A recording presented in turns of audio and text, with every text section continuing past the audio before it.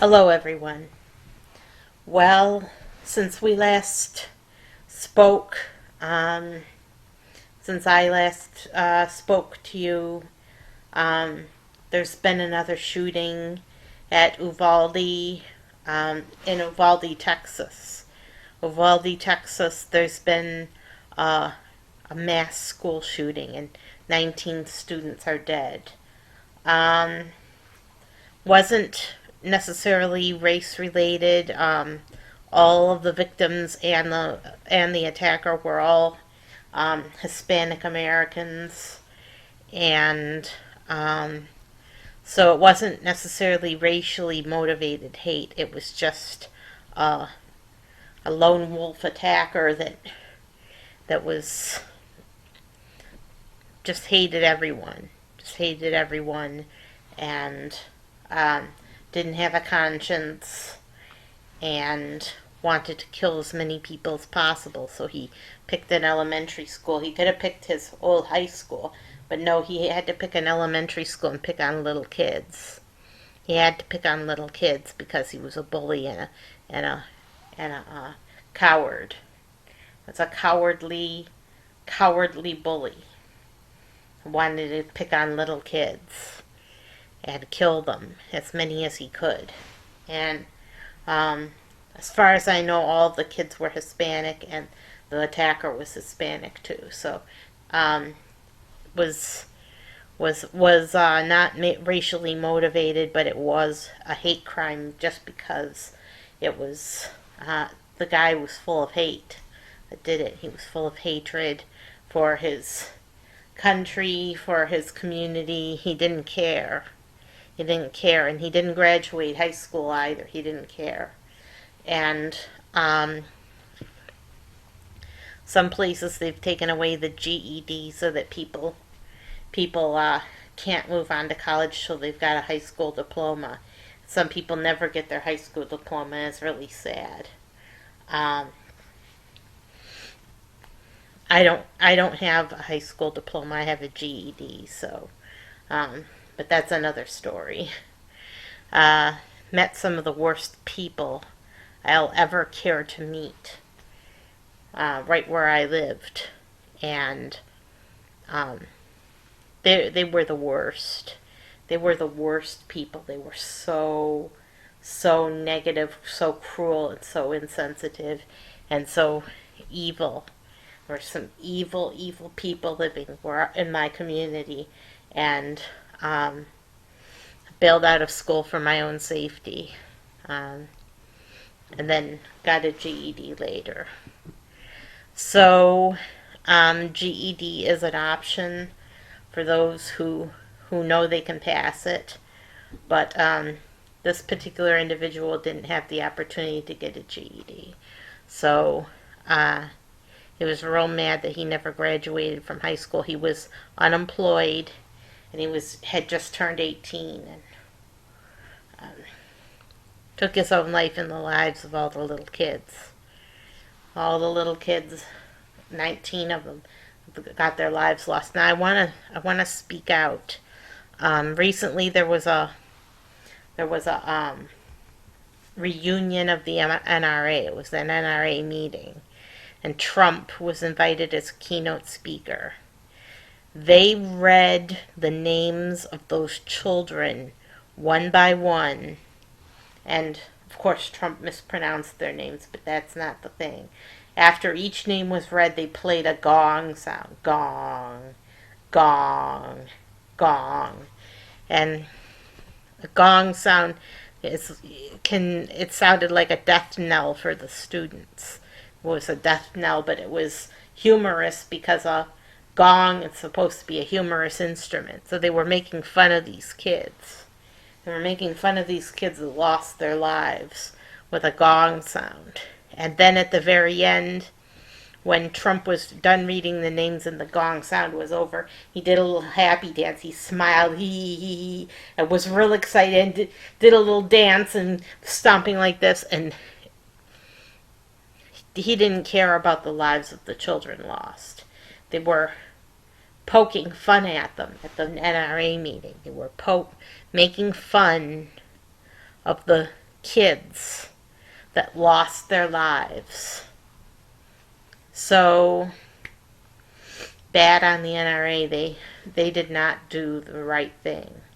They did not do the right thing. They did the wrong thing. It was the wrong thing to do. And Trump can always be counted on to do the wrong thing, but the NRA this time dropped the ball and did the wrong thing. And they shouldn't have played a gong sound. They shouldn't have read the names of the kids playing a gong sound after each name.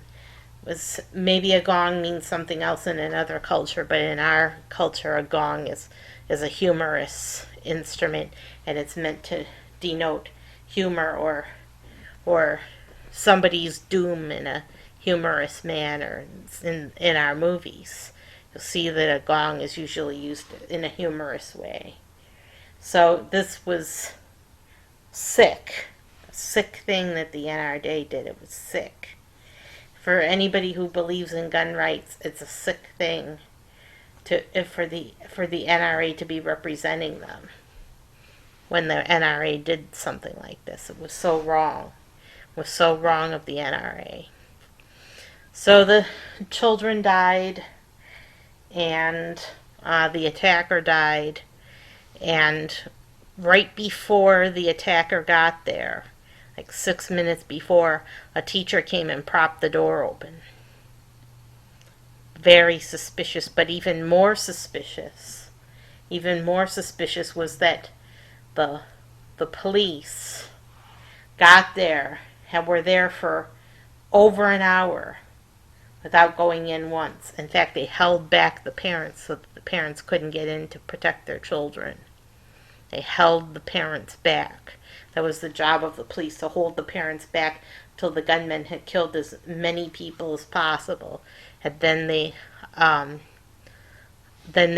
went and shot the shooter, and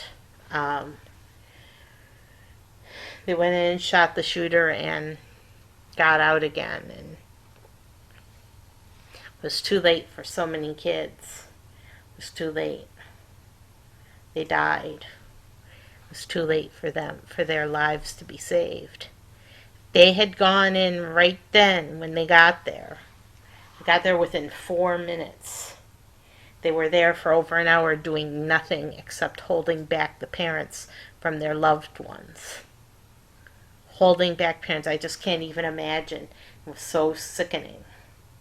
It was so sickening. The NRA was disgusting.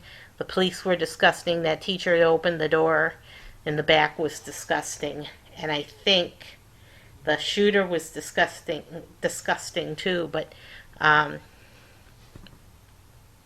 just seems like it was staged, like it was planned. I know that sounds bad, and at a time like this no one wants to hear it, but it does sound like it was staged.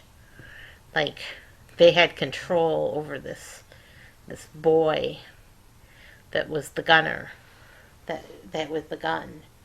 Like this 18-year-old kid was programmed to do this. It just seems that way. It just seems like it was deliberate thing where they were planning ahead of time so that the kid could meet with no resistance and could kill as many people as possible. It just seems that way. It just seems like they had it staged. They had it all planned out. And were ready to plan it out, and were ready to execute it. So those police did not do their jobs. They did not go in. They wanted the Border Patrol to come in with tactical gear and riot gear, and they wanted a hostage negotiator, and they didn't need all that. They just needed to go in and shoot him before he took any more lives. But they didn't. They didn't. And it just seems to me like it was on purpose. That's just how it seems to me. And so the NRA, bad guys. The police, bad guys. Shooter is a bad guy. The teacher that opened the door was a bad guy. There's so many bad guys at play. And they had a security guard at the school. The security guard got shot. And he wasn't able to take down the gunner because the gunner had bulletproof vest on. Just the whole thing makes me sick. I just want to throw up hearing about it. Makes me ill. It doesn't mean I don't want to hear about it, but hearing about it does make me ill. It makes me want to vomit because they were so bad to those parents and their children's lives were not respected. Their children's lives were not respected. So, as far as gun control goes, NRA makes me not want to be on their side. Makes me not want to be on their side. But I'm not willing to say yet that we should take all guns, but maybe some common sense gun control legislation is in order. And I don't know what more they can do because the kid tested as being perfectly normal and being normal psychologically. But he couldn't have been normal based on what he did. He couldn't have been normal. So who knows? Who knows? Who knows what we can do? But taking all the guns away is not an option. No one's there's people in this country are just not going to agree to it, and if they do try to take all the guns away, they're going to cede from the Union, the conservative states, and that would be really bad because then there would be a civil war to reunite the country, and it would be really ugly.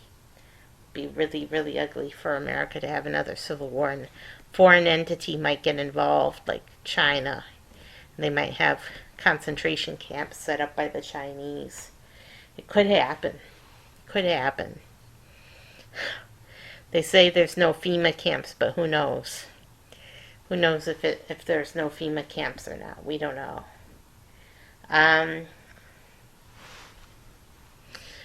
Yeah. They want to take guns away. That's what they want primarily, is to take guns. And Biden wants it. Biden wants it real bad. His VP sidekick Kamala Harris wants it. She gave a speech recently where she was advocating for gun control. But what can they do that hasn't already been done? What more can they do? The kid was sane, so gun legislation against the mentally ill is not going to help. They could set the gun age higher, but that might not have helped either because he was just waiting until he turned 20. He would wait till he turned 21 to do the shooting. Yeah, the shooter wasn't going to change in 3 years that much. He would have still gone out and bought guns on his 21st birthday. What are you going to do? Tell us that no one can own a gun until they're 30? See, these mass shooters come in every age and from every background. So you can't really use age exclusion. What are you going to do? Say, oh, you can't have an AR-15. Well, then people just use their Glock. You know what I'm saying? They're going to find a way. They'd even use a hunting rifle if they had to do a mass shooting. These killers will use any weapon. They'll use any weapon available to them. Now, I want to see, they should increase the security at schools, but the security at the school was high, and despite the security being high, it still happened. So it seems like there's almost nothing we can do. But now I want to address the baby food shortage, the baby formula. Um, the baby formula shortage is a crisis that's going on right now, and the babies are going to starve pretty soon. Pretty soon we're going to hear about mothers with dead babies. It's going to be a whole generation of babies that are going to die of starvation, literally. Now, I'll tell you a little story. I heard about the baby formula bill. It was going through Congress. It was in the House. And this baby formula bill in the House was, they were saying this is going to ensure that the babies get their formula. And please pass this bill as fast as you can for the sake of the babies. And then I heard that 192 House of Representatives 192 voted against the bill, and they were all Republicans. And only 12 Republicans voted for the bill, and then all the Democrats voted for the bill in the House. So I was thinking, what kind of person wouldn't vote for the baby formula in a baby formula shortage? Who wouldn't vote to for the factories to reopen, to pay for the baby formula for the babies? Who would vote against that? Who would vote against feeding those mouths? And I thought that they were heartless monsters. I thought that these Republicans were heartless monsters and that there was no good excuse for them to not vote for this baby formula bill. But then I was curious, why? Why did they vote against this bill? What was running through their head? Was it partisan politics? Was it them wanting to vote against a bill proposed by any Democrat? What was the reason that 192 representatives voted against this bill? And why did all the Democrats plus 12 Republicans vote for it? Well, I did a little research, and it turns out, see, I haven't read the whole bill, so I don't know what's in it, what all the provisions are, what's in it. But most of the money, most of the 28 million is not going toward the production of baby food, the ingredients for baby food, or to produce baby food, or to buy baby food or baby formula. Well, none of that was going toward the baby formula. I was sure that they would pass $28 million worth of money to buy formula for the babies. That they were going to buy formula for the babies, or pay for the raw ingredients to make the formula, and pay the wages of the people that were going to make the formula, so that they would get the baby formula out there as fast as possible. But that's not what the bill was for. The bill was for hiring new FDA inspectors. A lot of new FDA inspectors. In fact, enough FDA inspectors to fill 20 circus clown cars. You remember the clown cars at the circus? Fill 20 of those, and you get the idea of what the 28 million was supposed to pay the wages and the salaries of these FDA inspectors. And you know what the FDA inspector does? The only purpose of an FDA inspector is to shut down operations and to force companies to issue recalls when the baby formula is not perfectly pure, or is contaminated or adulterated in any way. And they said that also another part of this $28 million was going toward preventing false formula from other countries from entering the U.S. So false formula that people people made formula that wasn't fit and wasn't safe, prevent it from entering the U.S. But that could also include something that isn't fortified or is just a foreign formula that doesn't meet with their high production standards and their standards for nutrition for a baby.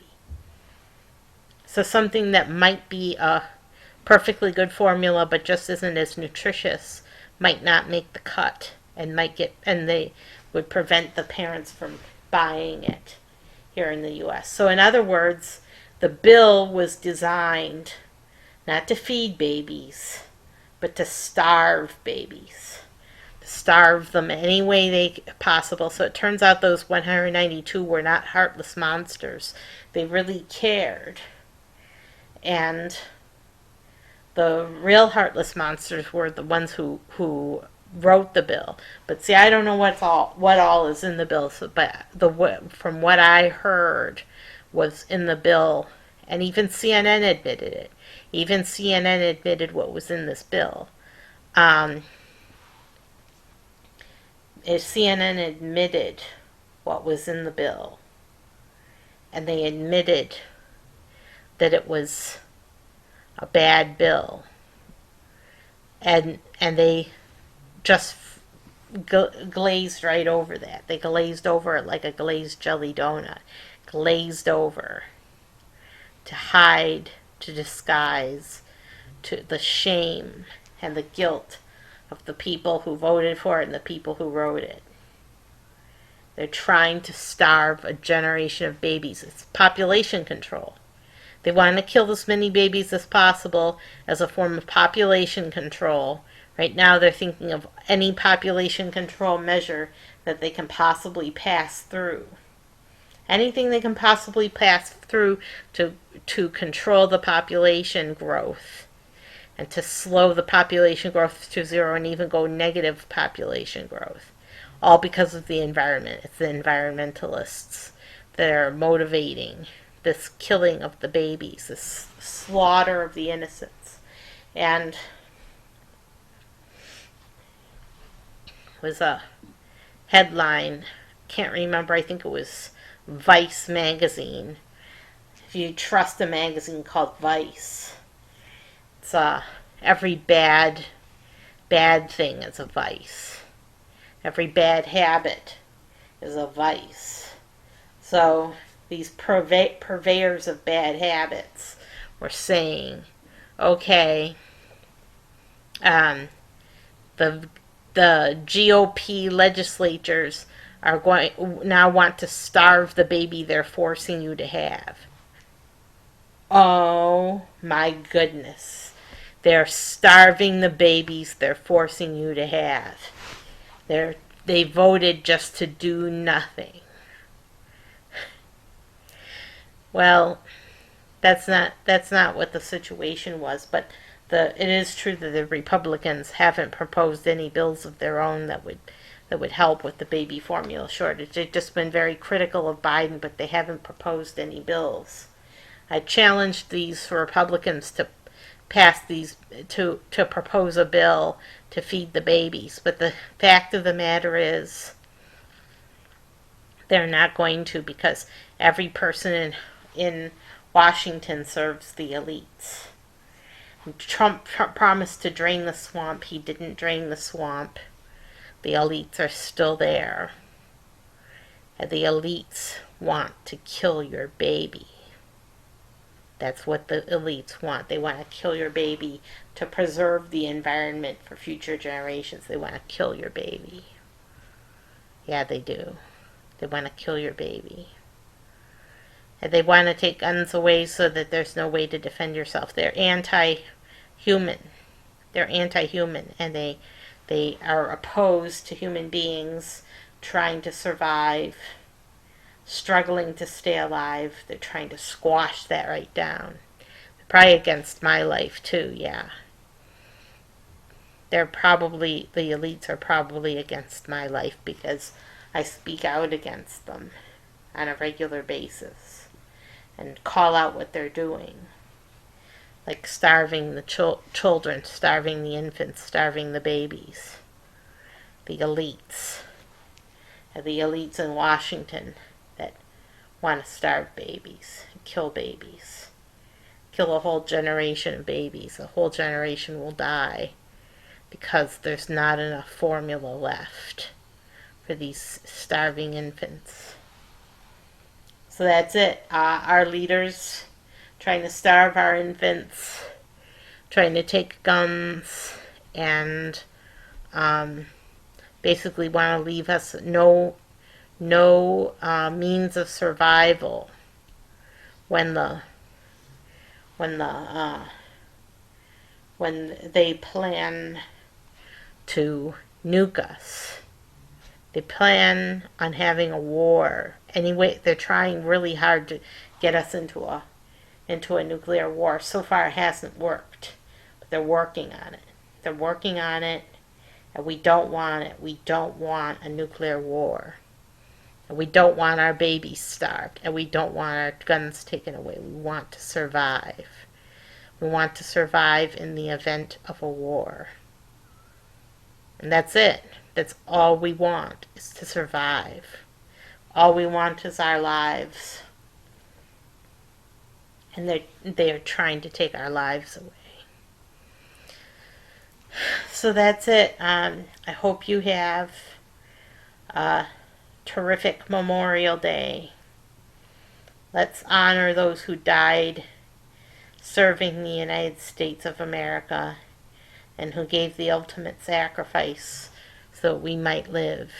Let's honor the veterans and the patriots that lost their lives in war, and hope for better days. Hope for better leaders that actually care about infants and the innocent ones. And I'll see you next time.